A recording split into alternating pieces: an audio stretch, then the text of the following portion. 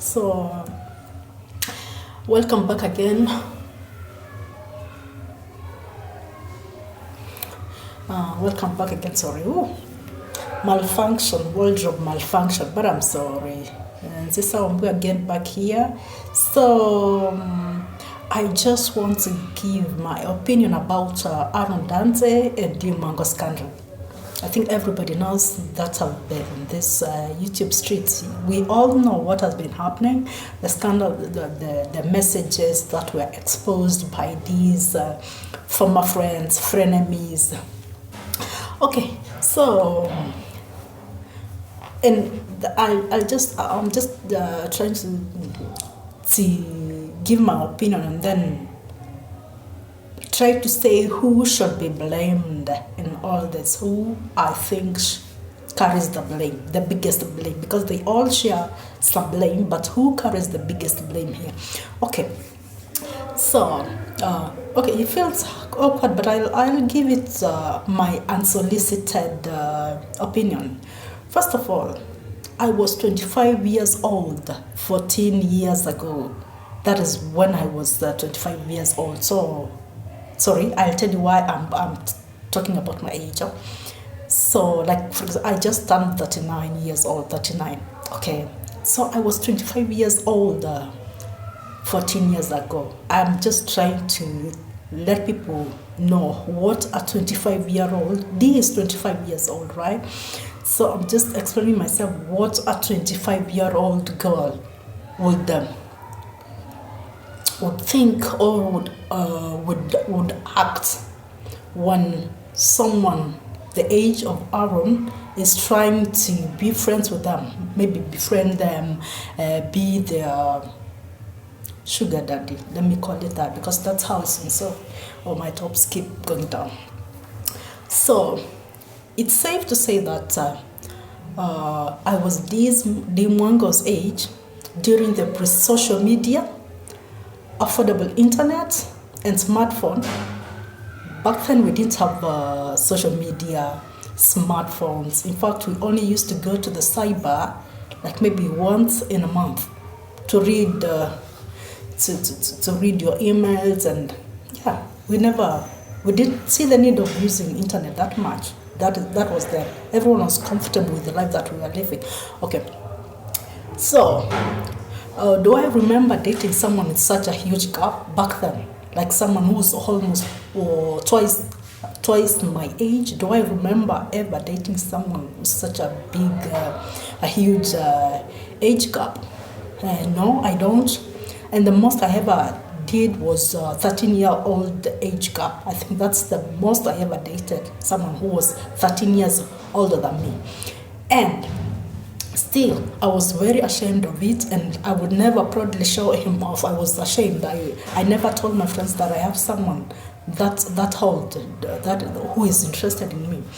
It was shunned. I used to shun about that thing. Okay, so Aaron is 60 years, I guess. Aaron should be 60. I think he celebrated his 60th birthday just the other day. The one that Dee was talking about, was talking with Kish, my wife, the one that Dee wished him a birthday. Okay, I'm sorry, my nose is kind of blocked up. So Aaron is 60. So him and Dee, a 30-year, that is a whole 30-year age gap. That's creepy.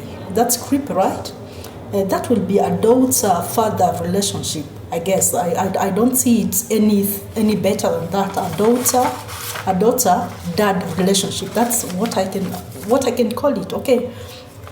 So what if they fell in love? If they were in a relationship, what could those two be talking about?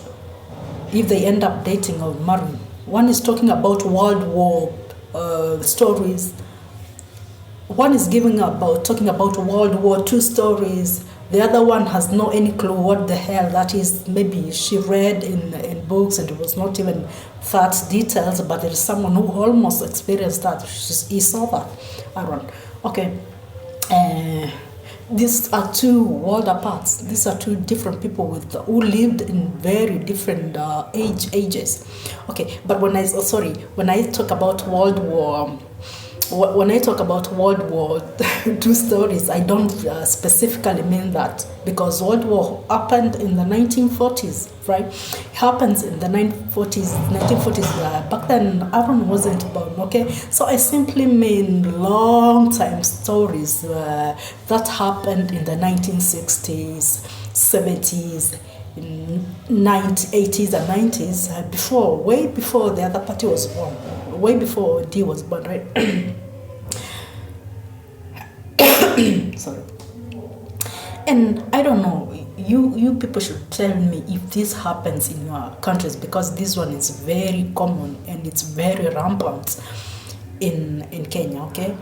Or I don't know, maybe the Kenyan media amplifies the case of elderly men, okay, dying on top of younger women, okay? I'm not even kidding. Just Google how many of such cases have happened recently. Every day we wake up with stories of maybe a 57-year-old man dies while making love to a 23-year-old. Like, the stories are so crazy and there are so many. Like, it happens like every other day. You wake up to such stories. Like, it's an unfortunate occurrence, and I don't know if to call it shameful, but that's not a good way to announce someone's death, okay? Even the recent one, that was like 3 days ago, it was of the police probing the death of a 71-year-old Kenyan man who died during sex. S-E-X, sorry. I am not supposed to say that. Sorry, Facebook. YouTube will take me down. Okay, who died during that conji, as CEO calls it, with a 22-year-old lover. Like, it's a different story every day. So, Mr. Aaron Dante, why would you want to be another statistic? Why would you want your... I'm not saying that could happen when you and D are together, but why would you want to be another statistic? So, I'll give... Sorry. Oh my God, that bra.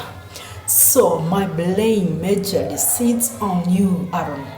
Okay, my blame majorly goes on you, Aaron. Okay, because you kept pumping money on a lady who showed on a young girl who has several showed you that she never loved you past being her friend, a sugar daddy, or someone. But again, because this thing has happened several, like you, I can remember you followed her all the way in Philippines, and then you tried coming to the village, but she was still not there, okay?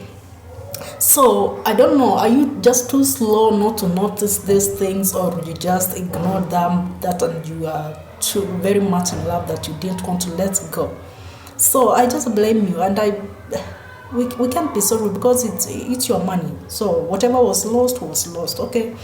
And then, but someone would also ask me, then why did D reject such financial offers? Why didn't she reject?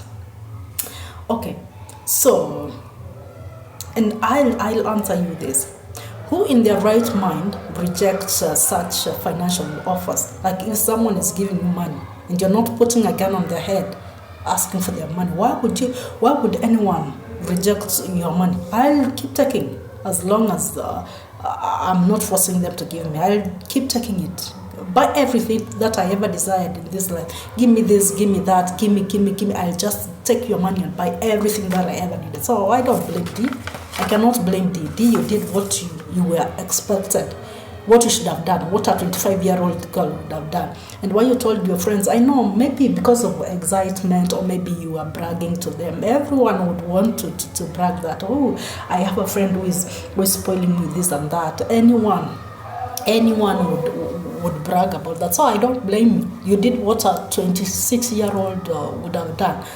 But the only reason I blame D is exposing the text messages to her friends. Okay.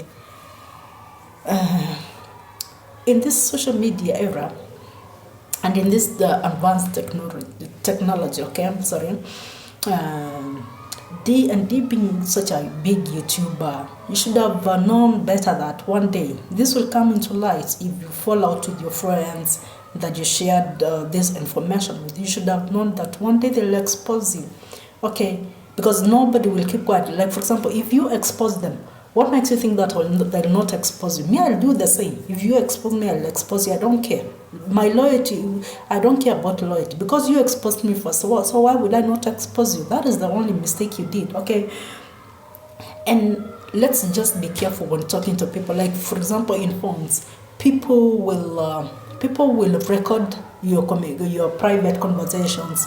People will screenshot. In fact, nowadays, I even afraid. Sometimes I get afraid talking to people because I don't know anything. People nowadays will record anything. They will screenshot anything to use it against you in future. And it's just that terrible. Nowadays, you cannot be sure when talking to anyone. You can't be sure when conversing with anyone, because that can be used against you. Very private messages can be shared to anybody. Like, that's how bad things are. Okay, but I think I have also to blame Maro.